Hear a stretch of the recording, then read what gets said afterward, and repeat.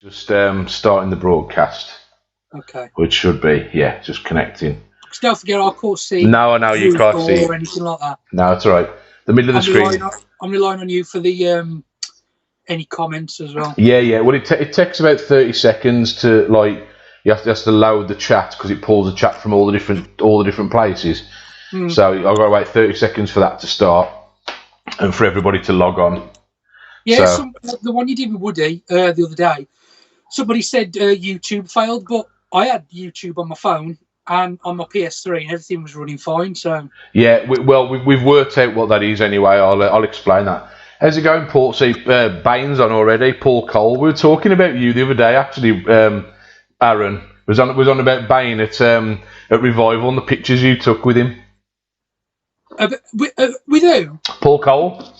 Oh yeah, I've got those in my profile picture now on PlayStation Store. How's it going, Paul? You all right? He's cool. He said hi there anyway. There'll be a little bit of a delay, but right. So we've been on about a minute or so now, so it should be activated on Facebook. It's pulling chat in from Twitch and YouTube as well, so I think we're good. So right then, guys. Hi, how you doing? Good to see you all again. I hope a few more of you are logging on for it this time. We were experimenting last time, but a lot of people now kind of see what this is about. I'm just pulling my earpiece out of my ear there. A lot of people see that this is about now, so you're going to get a bit more of a gist of what's going on, and hopefully I've sorted out my screen and everything. It's all going to look a lot better. How's it going, Andy Johnson? You what, mate? Have you sorted out your head? I've sorted out my head here. You no longer look like a frosted potato. Oh, I still look like a frosted potato. It's growing sort of into the length it should be now, so it shouldn't be too bad. Have you got a top on? Yes, I have. Thank God for that. Sorry, guys, just to explain, guys, you can't see me because I have to kill my Skype chat while we're doing this. So that's all it is.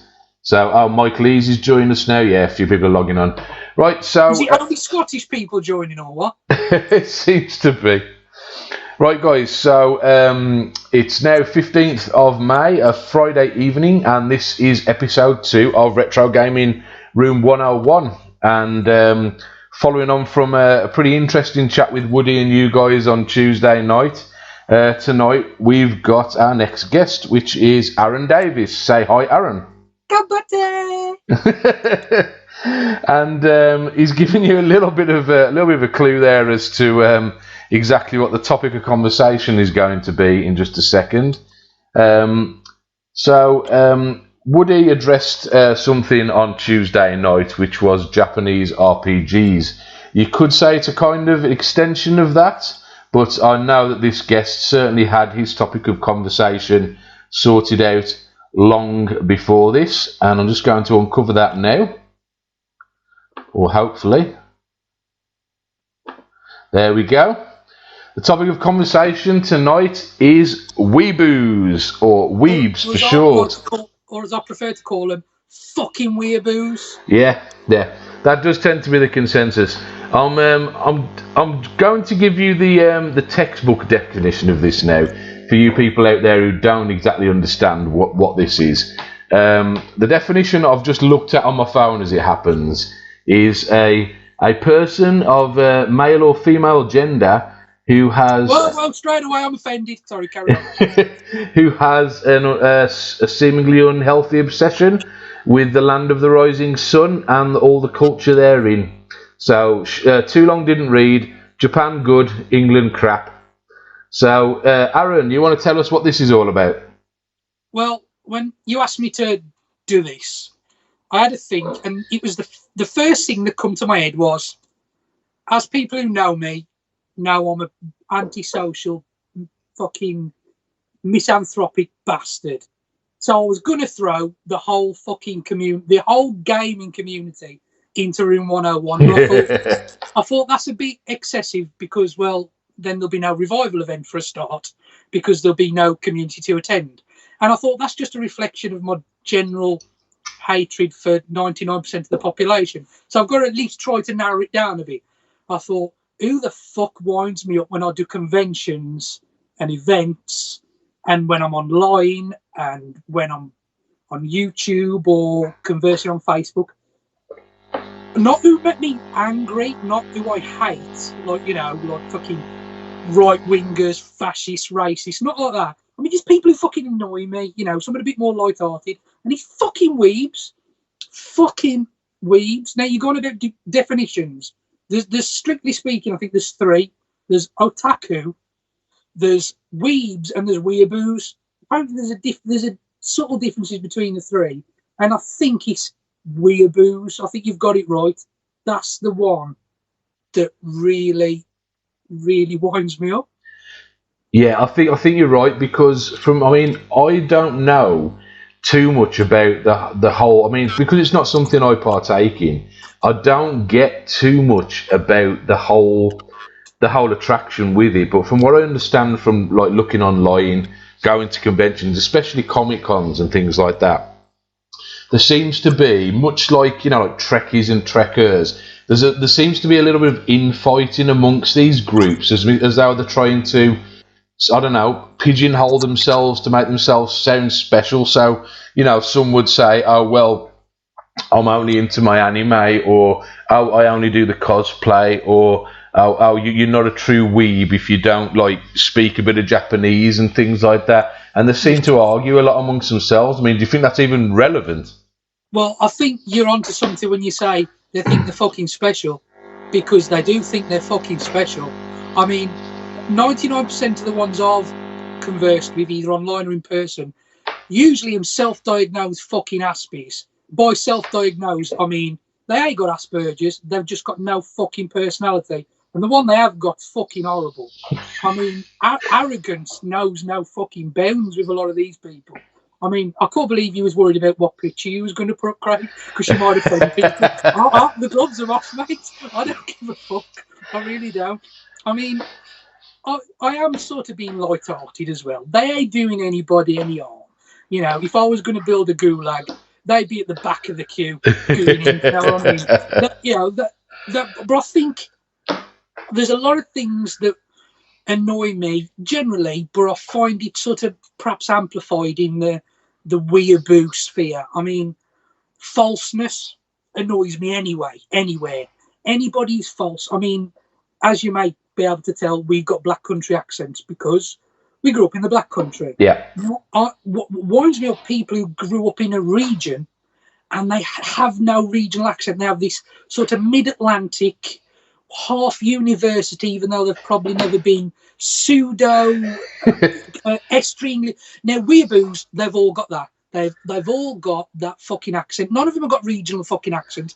Don't matter where they come from. They've all got this weird, like hi kind of thing. Yeah. Why are you talking like that? Why are you talking like that? You're from fucking Sheffield. Why are you talking like that? And it's the falseness. And you can have an appreciation for Japanese culture. I mean, I'm gonna lay it on the line. I've been to university to do a night course studying the Japanese language because I do genuinely have an appreciation for Japanese culture. But a lot of these fucking weeaboos, they got appreciation for Japanese culture. They've got an obsessive love of big-eyed, underage Japanese anime girls and badly written fucking cartoons. That's what they've got. That ain't Japanese culture. That's 0.1% of Japanese culture. So that aggravates me as well. That fucking winds me up. I mean, I can hold my own in a very limited way with a few Japanese words. I mean, I met the creators of Sonic the Hedgehog, and I thanked him for signing my stuff, and I said it was nice to meet him and that. Yeah, but these people drop Japanese into casual conversations like it's normal.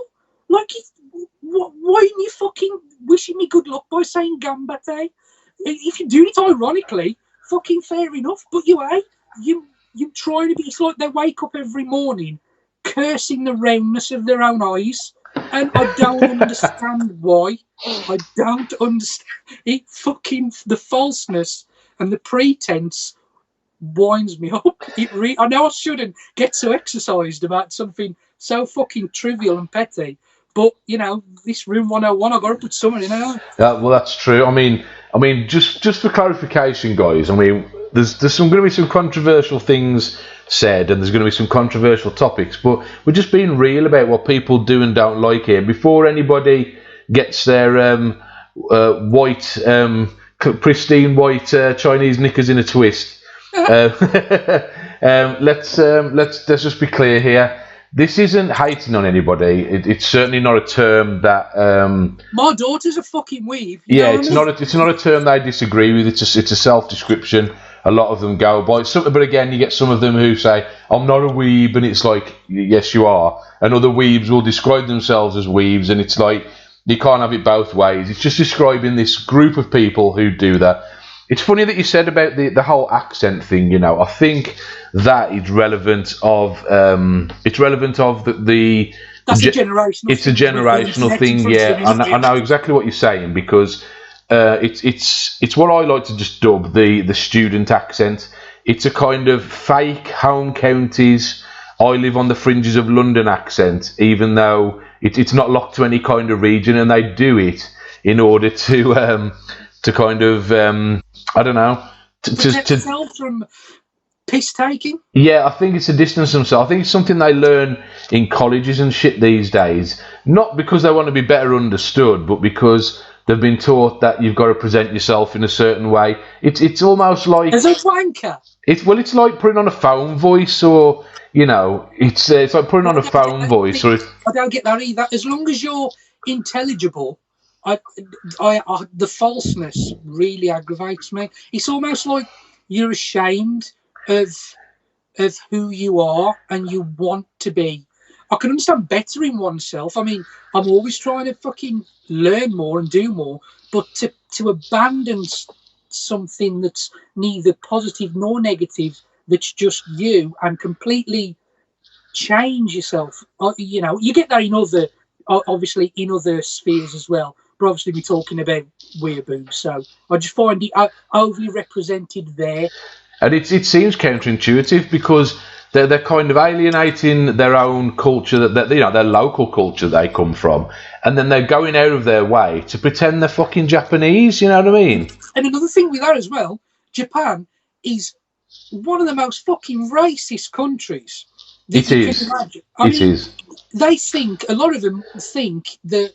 I love Japanese culture. Oh, if only I could be there. If you went there, you know, they wouldn't let you in.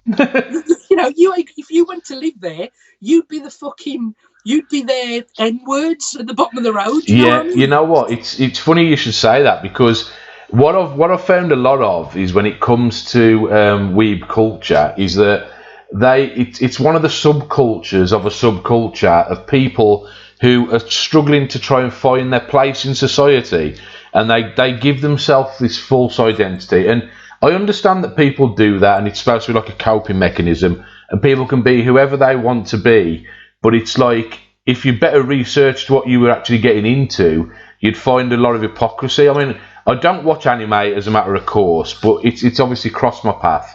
And if you look at a lot of anime, even right up to today, we're not talking about old anime, if you look at any of them, right, black people, they pretend black people don't exist, right? That's one. When black people are in their anime, they tend to be evil people. And it's the kind of, there's a lot of, I'll tell you, speaking from a gaming perspective, if you look at the animation of Balrog in Capcom versus SNK2, you look at the animation when Balrog gets punched, it looks like, you know, the clips from Tom and Jerry that are now banned. Yes. Where they do all the mammy. He looks like that. Yeah, it's a proper blackface kind of thing, in it. Yeah, I know exactly what you mean. And the thing is, it's like that they're struggling. These people are trying to join this culture that, in order to kind of feel like they're a member of a little club and be inclusive. And ironically, they couldn't be further from the truth, because the very culture they're trying to join. I do know there's a history of people who they try to go one step further. There used to be quite a lot of YouTubers in the early days, and they would make these videos saying, "Oh, look how in touch with Japanese culture I am. I'll go there, I'll study there, I'll live there." And they come back within a year. They think they're Japanese because they bail they've been there for a year, but they bail and come back because they're generally not accepted. They don't like, well, it's not that they don't like Westerners. They respect Westerners for business, and you know, they do appreciate that they're a bit more inclusive than the Chinese are when it comes to that. But as far as Japanese culture goes, it's like yeah, there's still some that people talk about institutional racism, and like their culture doesn't exactly include all cultures. You know, in the same way that Western cultures would. First world Western cultures, and you don't see it in their media. You don't I mean, see it. you can't sort of um, blame them directly for a lot of it, because I think as a species we inherently, instinctively, either dislike or shy away from things that are different. And in, say, England, 20% of the population is would you would class as non-white English, say. Yeah. You know, everything from Eastern European, Black African, you know, Indian subcontinent. Whereas over in Japan, it's fucking minute, the percentage. But you've got to think, this is a country that closed its borders for a couple hundred years. It never had an empire like Britain had. So it's not going to have that sort of Integrated culture. Homogenised nature is going to be different anyway. So you can't say these people are racist. It's just the way their country has evolved. Yeah. For, you know, little weeby fucking Tracy from fucking Comic Con who thinks Japan will be her escape if only the roundness of her eyes could be ever so more slanty. They ain't, you ain't going to be accepted there at all. And to be honest with you as well, it's sort of when they are over the top adopting Japanese culture with all the hand covering and all this business, it's like, it's borderline fucking racist. I mean, it's like you know when we used to do blackface. Cultural appropriation. The fucking the black and white minstrels and stuff. It's exactly the same. It's fucking. It's a far. It's worse. Obviously, there's difference in the power dynamic. I mean, there ain't the same power dynamic between historical Africa and historical British Empire than there is between Britain and Japan. But it's still fucking borderline racism. If you when it comes to racism, mate, it's like people say you're supposed to make judgment calls, but the thing is, something's either racist or it's not, and it's like you either accept it or you don't.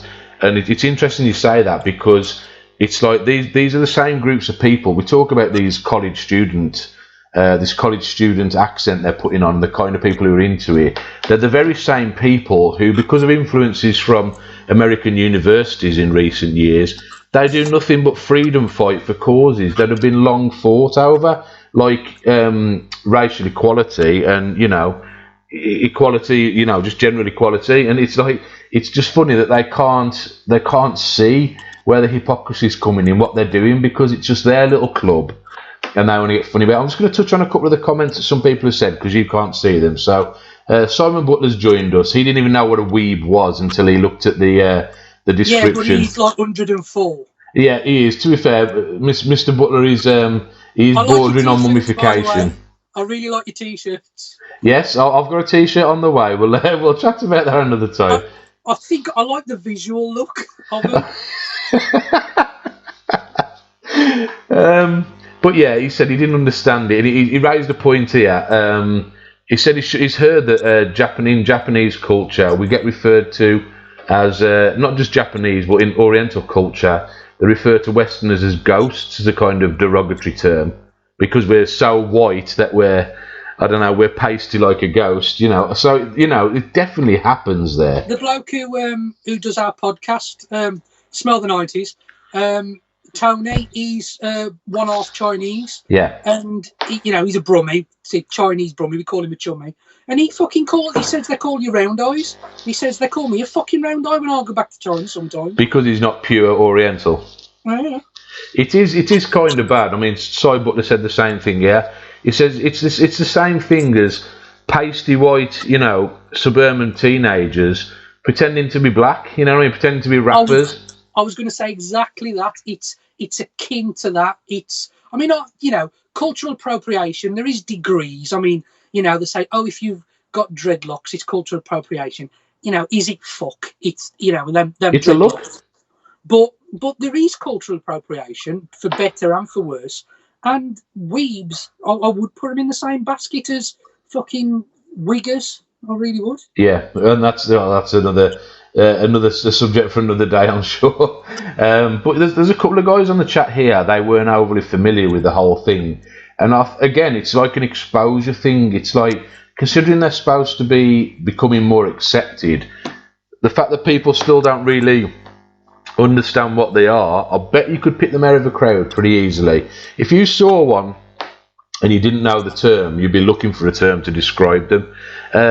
There's a few terms I know that quite often do the rounds when it comes to this. I'm just looking at my phone here. There's a few.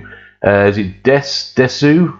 It's actually pronounced des, but that just means is. It's something that I can actually speak the fucking lingo. Right, putting on a pink wig and going, There's kawaii, you know that one? Cute. And that is something you will see a lot of. I mean, it becomes cute.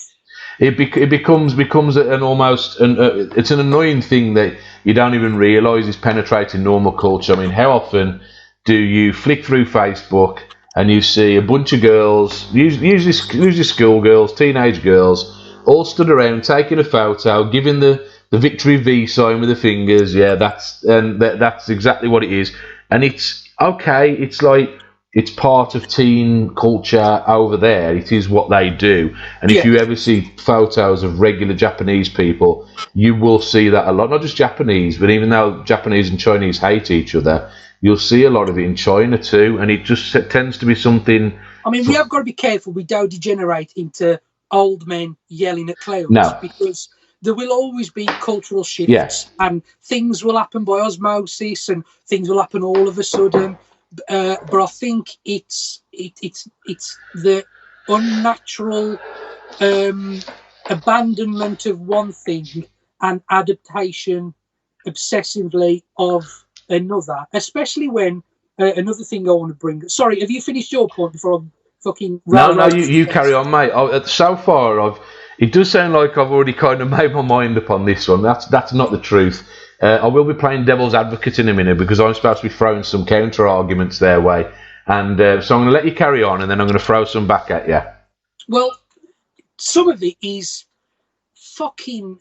It goes beyond weird into. I don't even want to fucking think about it. I mean, the legal age of consent in Japan is 13, right? Now, that's a conversation in and of itself for another day. But you've got fucking grown blokes, I say grown blokes, then perpetual man children, with fucking these body pillows, with these big-eyed schoolgirls in. And you could, if it was a Western, say, animation, you could say, well, yeah, it's a bit distasteful, but that's so-and-so from Thundercats. They're at least over 16. They're probably over 18. Well, the legal age of consent in Japan is 13. So this fucking body pillow that this man-child is sleeping with could be 13 years fucking old, and it's clearly sexualised. And it's like, that's too much, man. That's too much. Okay, so, I mean, we can obviously hear about the kind of things that is annoying you. And, I mean, anecdotally, I'm sure there's a lot you could say about specific instances, but we don't embarrass anybody who may or may not know us, you know what I mean, in case they've seen us. But if you do know me and you've got one of them Japanese love pillows, don't fucking talk to me. So, as far as identity goes, do you not think that in much the same way that, goths come about, they started as a movement because they wanted to be seen as different and to make themselves fit in with their peers? Definitely starts at school age, and it's. Well, I think the difference with goths, sorry to interject, is that they co-opted the Visigoth fucking nation and culture. It's dark makeup, a nihilistic view, and some cool music. But with the Weebs, it's a nation as they see it, and an entire culture that exists now. That's like another level. I suppose. I mean, you could look at it like that. I mean, the whole goth thing is I mean, goth as a term. The whole gothic thing was about Eastern European dark. It all stems from like the whole, the medieval stories and things like that about, the dark cultures and the dark arts and things like that. It is rooted in things like that. There's elements of Satanism and things like that. And let's face it, anybody out there, any like pagans would put the argument forward that that is cultural appropriation because paganism was bastardized by the Christians over the years. So you could make the argument. It depends how far back you want to go, but you could make that argument. And, you know, in this modern age where we're supposed to, I mean, we're talking about them not being accepting and they want the world to be accepting. Should we not just let everybody do, you know, what they want to do? If races and cultures are overlapping and appropriation is still being frowned upon, but we're evolving towards that point where everybody should be the same. Shouldn't it be the norm that these people are allowed to do this?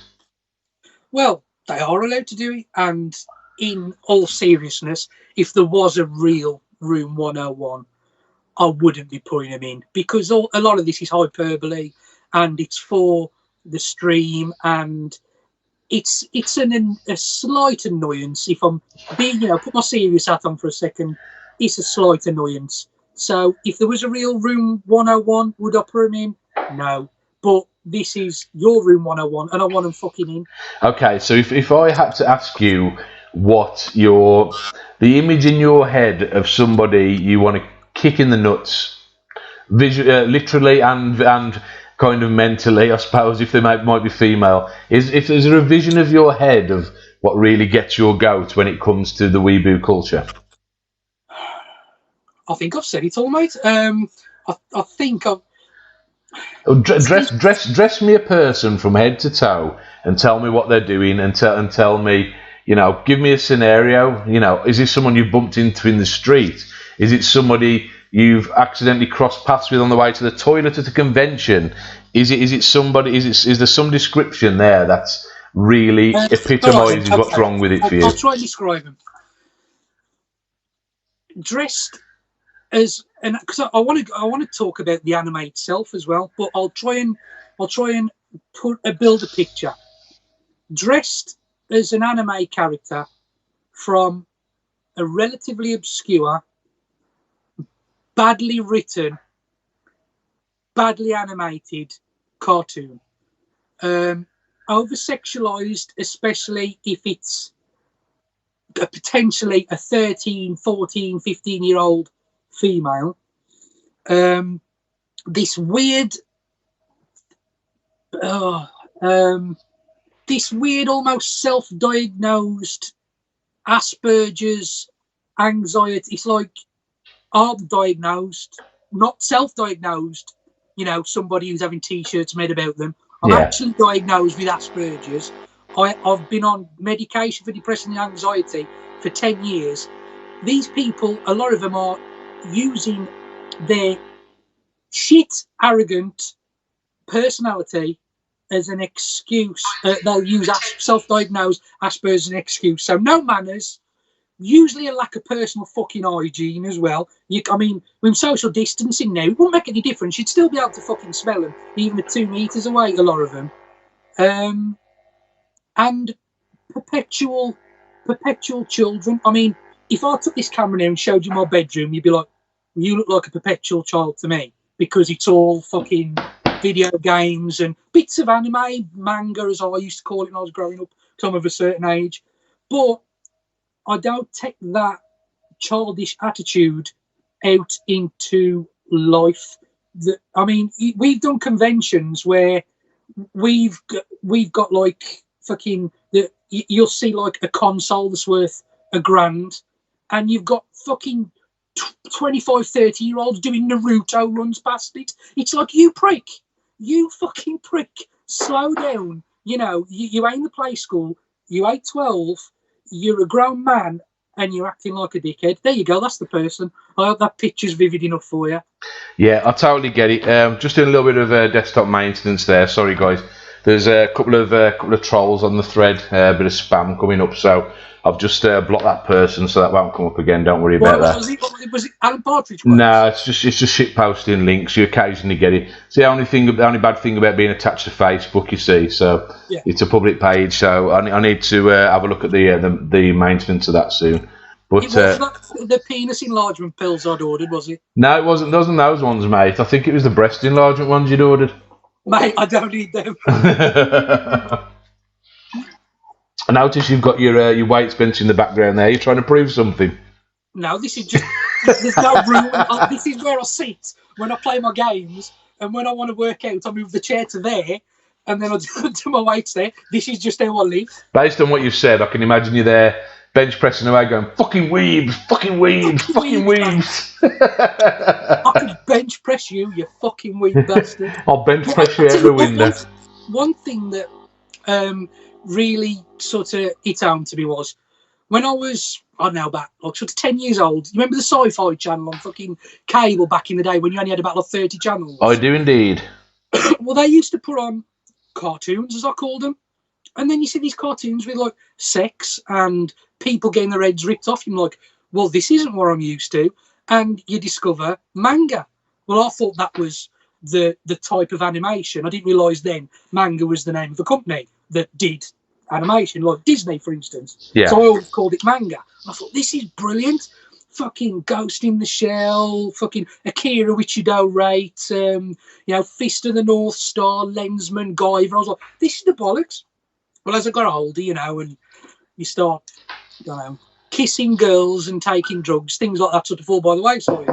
Well, I've got a daughter now, she's 16, she started getting into anime. I thought, brilliant, I'm going to see what's going on nowadays like.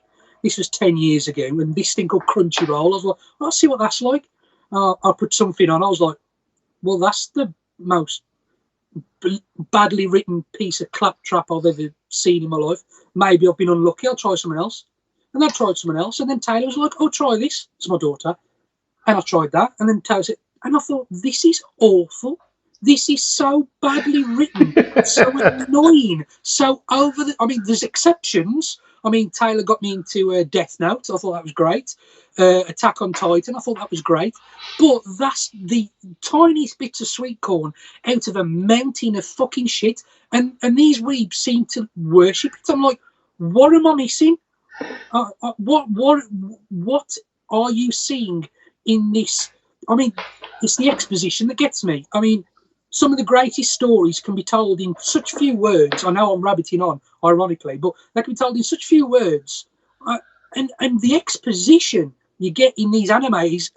I mean, I know you're going to avenge your dad. I've just saw your dad get killed while you were standing there. You don't need to tell me in 5 paragraphs, I'm going to avenge my father, for my father must be avenged. And I went, so fucking shut up. It's just, I know that might be a cultural difference. It obviously is a cultural difference, but I do think there's objectively such a thing as bad writing. And I think it permeates anime so much that it's almost 90% of it's unfucking watchable. Well, being playing devil's advocate again, do you not think in those early days when you were watching anime, it mostly came from manga studios, and back in the day, the stuff you would have been familiar with. Pretty much all of it. I do remember Guyver, I do remember Akira. I'm trying to think of some off the top of my head, but Ninja Scrolls, unbelievable. Love Ninja Scrolls. But at the same time, mate, if you actually stand back with an objective view and actually take a look at the... I do agree, because I watched them recently. But they're not masterpieces of writing. They're entertaining, but they're hardly going to win awards in script writing, are they? I think Ghost in the Shell is one of the greatest pieces of animation, writing visually as well, that's ever existed. I mean, you've got Miyazaki as well. I mean, fucking, that's all brilliant. Me and Taylor, because Taylor watches some junk anime, and I said, watch Princess Mononoke with me, and I loved it. It was brilliant. It was like opening her eyes, wiping the shit from her eyes. But at the risk of dropping into that category, mate, of being the old man shouting the clouds, you're picking a lot of old anime and manga. You've got to bear in mind that anime, manga, hentai, it all existed for many years before that period. What's hentai? I think everyone understands what hentai is right now, and let's face it. Explain it to us. Even in the major anime, you're going to see some kind of porn. You're going to see some kind of cartoon porn, whether it be tentacle rape or massive globular shiny tits and. Tentacle rape. But yeah, I mean, it's like you can't really say. I don't think that it's like it's something that's like it's new and like, oh, anime now is like that. There are still anime studios producing you know, that feature was film another quality thought I had. stuff. I thought, did we only get? Did I fall in love with manga back in the late 80s because of limited TV channels, no internet? We were only exposed to the very cream of the crop, and there was always that bullshit there. And it's just now, because of the internet and a million channels, we've got access to all the bullshit. Was it always 95% bullshit? I don't know. Well, I don't know, but Woody's just said he's off to Pornhub to look for tentacle rape. And me, mate, in a bit. I'll see you there. You got a little chat room going, have you? Tentacle lovers are us. Squid you like. Andy Johnson says, still think Death Note is the best I've watched. I've watched, but I'm no huge fan. I'm assuming he means he's not a big fan of anime in general, but Death Note is good. It is. Death Note's one of the better ones, and with a more original storyline than some of the others, I think. It's kind of planted in the real world, but having that fancy element. I mean, it's still exposition up the arse. Yeah. But there is a lot of complex exposition story to be told, so you can sort of forgive the exposition. It's just when you've got exposition rammed down your throat over nothing, it's like, yeah, I understand you can go into the shops. We don't need a paragraph. Yeah. I think some of that does come, though, from what little I know about translations and vernacular and things like that. The Japanese have...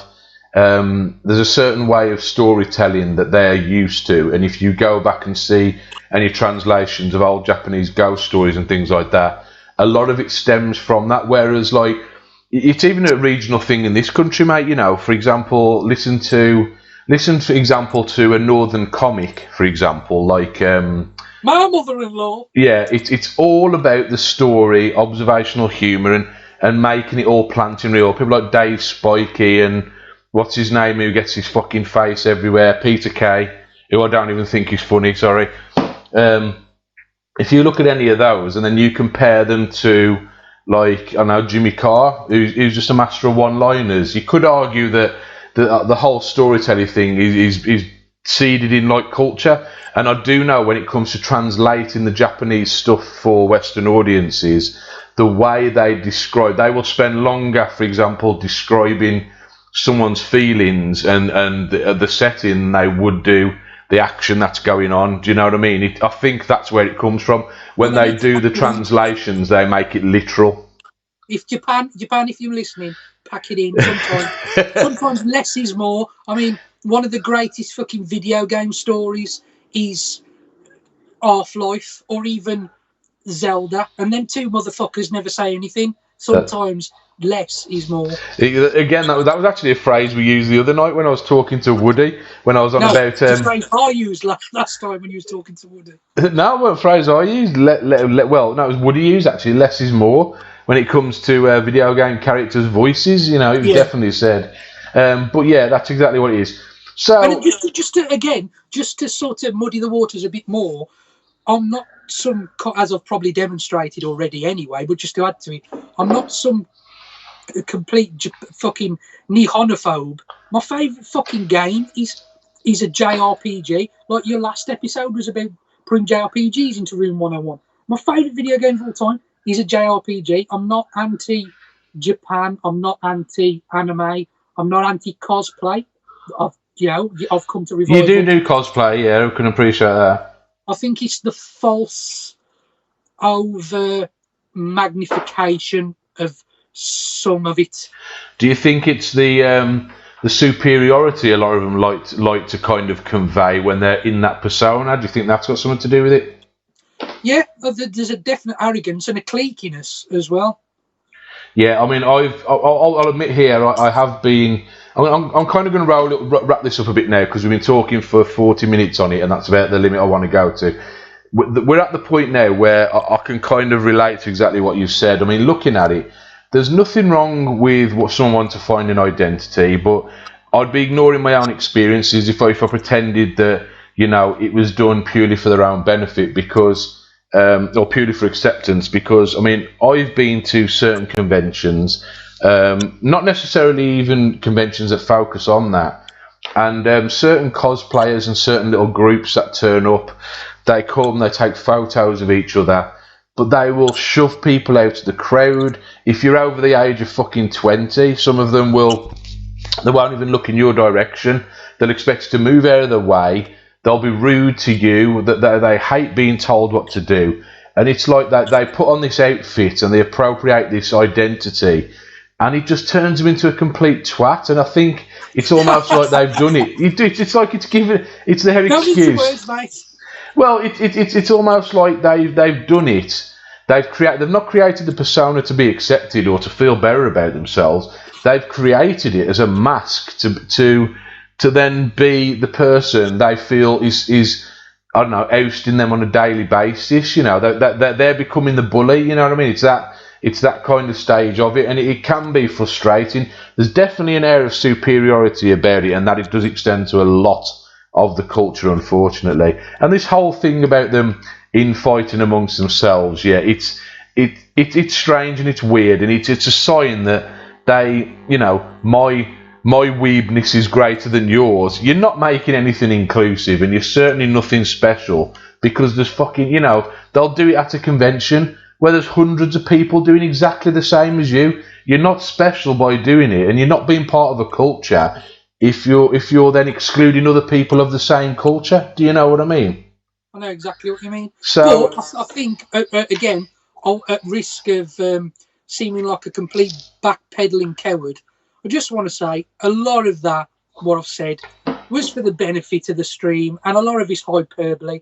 Yeah, I do find certain aspects of it annoying, but at the end of the day, it's fucking minor. They ain't really doing anybody any harm. Yeah. If it was a real Room 101, I wouldn't want them in, but for the sake of the show, what's your decision? Well, I'm going to make the judgment call, and I'm not going to pretend. I'll be the one who's crucified, if anything. But yeah, from the argument you've made, there's been so much you could go into which leans on other culture, and I think that the biggest hypocrisy there, I mean, regardless of my own feelings towards it, anybody is entitled to do what they want to do. They're entitled to be who they want to be. I don't care. I don't care if you're a man who wants to be a woman. I don't care if you're, you know, if you're quarter caste and you want to identify as black. Did you say caste? Did you? Hey? Did you say caste? Did I say? Okay, yeah, but you know what I'm saying. Whatever I'm coming at is, we can talk about castes. They still use the caste system in India, and it's a similar thing. You identify as whoever you want to identify as. I've not got a problem with that. I don't think anybody has, but I think when you identify yourself, and Woody puts it best, you expect some kind of elitism by doing it, and you start getting involved in some very questionable things. What you were saying about the iconification of, you know, Japanese schoolgirls and the culture of the underage, you know, the very low level of consent over there. Have you heard of a thing called Enjo Kosai? Bless you. Yes. No. For anybody who doesn't know, this is something I haven't discovered in recent years. There is a big culture in Japan which still exists, but whereby fully grown businessmen basically take out school-age girls on dates to become their sugar daddies, and it becomes official with contracts and things like that, whereby they take them out, they buy them things, they give them allowances and give them money, and then these girls are go with them to clubs and pubs and bars and wherever they want to take them, and the parents are in full consent of it.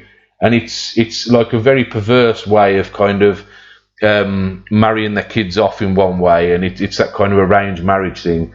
Okay, some cultures have got that, but when you start messing around with, you start blurring the lines between paedophilia and just cultural appropriation and mixing that in with just wanting to get an identity, yeah, it can be a fucking very muddy way to go. Plus, as well, I mean, as a single bloke, I'm always on the sniff for the next hole, the next goal. And I call fucking tell at some of these conventions, and it's going to get me in trouble one of these days. So, yeah, put him in Room 101. Yeah, I think we've got to make the judgment call. And as much as I want to say I love people just being themselves and cosplaying up, by all means do that. But if you've got that kind of attitude and you walk around sporting a wig, wearing Japanese schoolgirl knickers while you've got a beard on and you're hugging your waifu pillar, then I think you've got a serious problem going on. So I'm afraid that, yeah, definitely Weeboos have to go into room 101, and off they go. So that is Weebs fully consigned. I think that's the first. Actually, no, it's not the first thing we've consigned, because video game character voices is the other thing we consigned. So yeah, so that's the first subject out of the way anyway. Are you happy about that, mate? Are you happy with that result? To be honest, mate, it's neither here nor there, is it? Who gives a fuck? It's just a bit of fun. I'm still fucking trapped in my flat. It's about personal gripes, in it. Well, we're all locked down. You've got a lot of time to think about this shit. Right, okay, so we've gone on to the subject of one thing. So let's go slightly more boring, but equally as divisive. And everybody should be aware of this. If you're watching this and you're a gamer, you should definitely be aware of this. And it's a subject I do talk about a lot in person, so it's going to come as no surprise when I actually reveal it. And it's this. And for the benefit of you, Arron, because you're not seeing it, it's the Nintendo 64 joypad. Right, now... You can have a fight on your hands here, mate. I know I am, because there's a few people who I know they're fucking obsessed about. Right, here's my entire problem, right? The Nintendo 64 is always going to be a sore point for me. And as you can see in the animation, you can see the biggest fucking problem I've got with it. It is a plasticky, horribly spaced, mutated, gripped, three-pronged, unresponsive, broken fucking analog stick, shitty response, terrible clicky, toy-looking piece of shit that weighs an absolute... It weighs a fucking ton. It's got a stupid hole in the back you have to shove shit into. And it's just impossible to do anything with a fucking thing. It is the worst controller I have ever experienced, and that is without exception. Without exception. Yes. Really? Yes. Come on. So come on, tell me why I'm wrong. Well, for a start, there's worse controllers. I mean, look at the things like the ColecoVision, the Intellivision, and the Atari 5200. You can't say it's the worst controller. I can, because what you got to look at when you start looking at design choices, you have to look at their contemporaries, right? You can't entirely base a controller on aesthetics alone, or certainly not on technology alone, because the Wiimote, for example, was like, even though motion controls are kind of regarded as a bit of a quirk, or something only dabbled with in VR. For the time, it was groundbreaking. There'd never been such an accurate, motion controller on the market, and Nintendo made full use of that. I think they actually got it right that time, and the sales of the system reflected that. You talk about the ColecoVision, right? You got to remember that the second generation of computers, right? ColecoVision blurs the line between second and third generation, right? The ColecoVision came out at a time where we barely had proper plastics. They were still making plastics look like fucking wood grain. Think about the Atari 2600 Woody. Think about every cabaret arcade game you've ever seen. From all the chip shop specials out there with that faux wood grain shit. I mean, we're still making stuff like that now. Right now. Do you know what I mean? And it passes when it's something that's functional. But the joysticks in there at the time, the games were very basic, right? You didn't need a massive amount of response time, unless you're playing a hardcore arcade conversion, which you never really got because they couldn't do it as accurately. The controllers were just experimental, especially early on. They were trying to replicate the arcade joystick and physical buttons. There was no standard then. It'd be like, I don't know, it'd be like criticising the first keyboards for not being QWERTY. They didn't work out the finer points of comfort and that till later. The Nintendo 64 pad, right? It came out when everybody was looking at the future. Everyone was looking at next gen. And everybody saw it in the pictures and thought, oh, great, look, it's the first one to sport an analog stick out of the box. And then they got it, and it was a fucking awful analog stick. It's super unresponsive. I thought it was great. I used to play Lilac Wars all the time. And I could fly that ship like a fucking demon. Yeah, for how long until the thing snapped off in your fucking hands? Or when as baggy as a fucking brewer's droop? You don't look after your stuff. Bullshit, mate. Hey, mate, I never owned one. I never owned. If I'd have owned that's even worse. You don't look after your friend's stuff. But my friend, right, he bought an N64 when they first come out, right. At the time, we'd all jumped ship long ago and gone to the fucking we saw the light side of the Force and we went to PlayStation, right? I did as well. And I think a lot of people did at the time. And the PlayStation controller, I mean, I know there's a kind of love-hate thing with people who talk about Mega Drive and SNES joypads, right? But the SNES joypad layout was the first iteration of what everybody uses today, because you've got a dog-bone shape, so it's curved at the edges to be comfortable for your hands, extends slightly lower than your palms. You've got the buttons in a diamond formation with shoulder buttons conveniently placed, and your start buttons and stuff dumped off to the centre, out of your way. Now, I can see that that's what they kind of tried to do with the N64 controller, but it's almost like their entire budget went on making, a nice curvy, cool console, and making all these cool adaptations of it and bragging about how good their hardware was. And then they looked at the controller and they thought, right, we've really got to push this towards kids. And when you pick it up, the buttons are flat surfaced, the kind of fake buttons you would have on, I don't know, some kind of kids, pretend console. I've held Famiclones with better buttons than the ones on there. And that stick, I mean, my mate had his, and he bought 4 controllers from the off. By the time GoldenEye came out and he brought it round to our house, all 4 of his pads were fucked. And at I the think time, that's just your fucking rambunctious friends. Mine was all right. No, but the thing is that's yours because that's what you owned.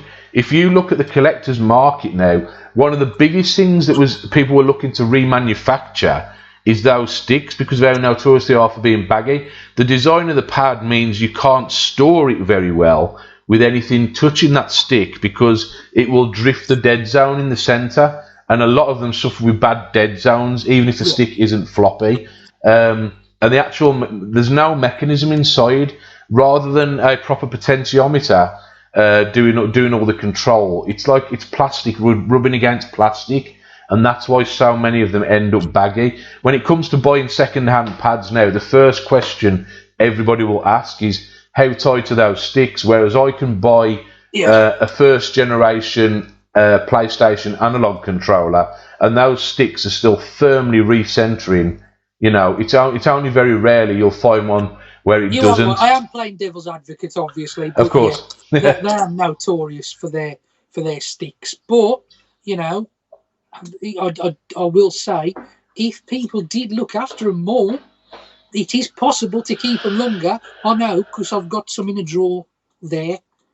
It's obviously that's not a great argument, because you could say, oh well, if you treated everything with kid gloves, it would last forever. But you can't do that in a real world. I know, but I'm trying to play devil's advocate. Yeah, totally. I mean, the analogy I like to use with it is if I kept my car in the garage, in 10 years the paintwork would still look as good as it does now. Yeah. If I leave it outside, in 3 years it's going to look like it's never been washed in its life, and all the paint will be flaking off. It's that kind of thing. You shouldn't have to do that with some. When you're talking about the physical item you've got, the only interface between the human gamer and the game itself is so poorly built, in my opinion, and can't stand up to the rigours of heavy control. You've got to question the sanity. It's hard. So, right, I don't know if anybody's actually watching this, guys. We are back live. Briefly, I don't know how long for, so just kind of bear with us. We're just finishing off then. One of the things just got to explain, one of the problems we're having at the moment is with lockdown and everything, people are, the ISPs are throttling networks and things like that. People are throttling, each individual servers, different services are doing different things. We noticed it the other day. The chat's picked up from where it left off, which is quite handy. Woody's just said he can't even find it on YouTube. It's alright, guys. We suspect that YouTube is the one that just spazzed out on us. because when it tried to reconnect you guys, just YouTube went down. So yeah, we're just going to finish off exactly what we're talking about there, guys. So what we were saying is that when it comes to like the innovation and things like that, you shouldn't have to look after a brand new piece of tech the way you have to look after a Nintendo 64 pad. We was talking about the Wiimote being like a piece of contention for a lot of people because Nintendo got it right, but you had to design the games specifically around that controller, else it just didn't work. And we talked about the GameCube controller and how popular that is. Arron, have you still got the Brawler 64 pad in front of you? Yes. Sorry, I'm fucking nodding off. You're nodding off then, I know, yeah. So yeah, what we're talking about, YouTube having service issues. Thanks, Woody. So what we're talking about is, at the end of the day, if the N64 pad had been anything of value, there wouldn't have been a need of Kickstarter to make a brand new fucking pad for the system. And these guys did it with the Brawler 64. They basically fixed the controller, and they basically designed it in a way that makes it more akin to the Xbox 360 controller. It's in a much more logical layout. Have you got it out of the box there, have you? It's good, because we didn't show this just. We didn't even realise you guys had gone off to start with. Sorry, guys. So you can see there, it's got an analog stick very much like the GameCube analog stick. You've still got the port on the back, but it's a little bit more profiled. You've got dual Z triggers and stuff on there, which is a lot better. And it's just an all-round better pad. It doesn't. Woody just said it doesn't do a lot for the N64. The N64 shite anyway. You are right to an extent, mate. But when it comes to the N64, it's a kind of Marmite system. I think you either love it or hate it. And there's a lot of people out there who do, like myself, don't like it too much. Nintendo definitely started to do things right by the time the Wii came along, but the GameCube, it took a long time for it to come back after the N64. The GameCube didn't really cut it, even though the GameCube controller was pretty cool, but had some very strange looks about it. It wasn't appreciated at the time. It's definitely a pad now that's a lot more fondly remembered than this ugly bastard thing. Like I say, the fact that Kickstarter existed to fix things that went so badly wrong with it tells you everything you need to know about the N64 joypad. And when you can compare, when a joypad has a patch released, yeah, you know what I mean. It's complete fucking redesign. It's just crazy. And let's face it, they could have done it themselves. They could have gone back to the drawing board. If they wanted to control it so badly, they could have redesigned that pad and made it more reliable at the time. So more people could have enjoyed it. PlayStation came out without analog sticks to start with, and then before long they released, the dual analog controller, and that was designed to kind of fix the fact that going forward they knew you were going to need those controls. There was a lot of racing games on the PlayStation, so it made sense for that. There was a lot of things where you'd need to move a camera as well as move your actual character on screen, and that was why they designed the controller, because they knew it was going to be used for that. To be honest, I think they picked up on some of the things that had done wrong with the N64 controller when they brought that out, and then when they introduced the rumble as an integrated feature, again, that's almost like giving the middle finger to Nintendo, because to get rumble on an N64 joypad, you had to plug in a massive fucking bulky pack on the back, which was no good. With batteries? Yeah, exactly, with batteries. It couldn't even be powered by the controller. It was terrible.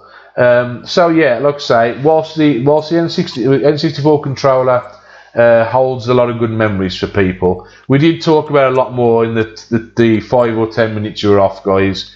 But to skim back over it now, we've lost the flow, so we're just going to summarise basically and say that based on the chat as we saw it, everybody wanted it to go in 101. I want it to go in 101. Aaron's not a fan of it. That's why he's got those Brawler 64 pads. Colourful as they were, fondly remembered by kids, it was a shite pad. And I think there's no other place for the fucking N64 pad but room 101. So off it goes, and it's fucking gone for good. You need a sound effect. A sound effect. The problem is the sound effect, it ends up drowning out what we're talking about, unfortunately. Like a toilet flushing also. Shall I go and flush the toilet? Flush the toilet, yeah. Go for real. You could just go all out, mate, and take a shit on an N64 pad, eh? I am the angry video game nerd. So yeah, so the N64 pad definitely going in room 101. There's no way I can let that one slide because it's the one thing that's put me off going back to that console again and again and again. And nobody in their right mind can say, oh, it's a good controller. You know, there's always going to be a problem with it. It's not a natural controller to hold. It didn't suit a lot of the games that were common for the time. Nintendo ended up designing games around that controller, and that might have worked for the Wii, but for the N64, they lost a lot of ground on the PlayStation because of it, and everything after that decided to just kind of build on the PlayStation joypad, and that, you know, as history shows, we're now to the DualShock 4. The 360 pad is just an elaboration on that. So you know, you got to see that the SNES pad was the right template to follow, and Nintendo not following their own template was just a bad mistake in my eyes. So yeah, that is the end of Retro Gaming Room 101 episode 2 anyway. And we've dumped Weebs in there, N64 pads, and the other thing we've got in there now is not JRPGs, it was giving characters voices. So we've got 3 things in there right now.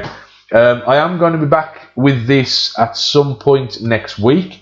I'll probably be back on Tuesday night because that's the most convenient night for me, and hopefully YouTube won't have a complete meltdown and break down my fucking stream. I have got some reconnection software going on that helps me kind of buffer it if needs be, but at the moment everybody's network's kind of questionable, and when you're streaming for over an hour something's bound to go wrong. But yeah, thanks for watching guys, I hope you enjoyed it. Sorry about the cut off. On Tuesday we'll be speaking with Andy Johnson, who has joined us for this stream. And next Friday, I think we have Neil joining us, Spectrum Nez. He's got a few interest points to raise, and we've got him for weeks coming anyway. It doesn't matter if you're not available live on Tuesday, guys. You can always watch these back. They'll be recorded and cut together and put onto the various channels anyway to watch back. So if you missed them live, you can always watch them back anyway. And but try and get on if you can, because if you can join the conversation thread, it just makes things a little bit more entertaining. But for now, guys, I'm signing off. I'm going to go and have a few more beers. Aaron's going to go and have a tentacle rape wank and a few beers and a game of Doom. And I'm going to go and chill out for the rest of the evening. So take it easy, guys. See you later.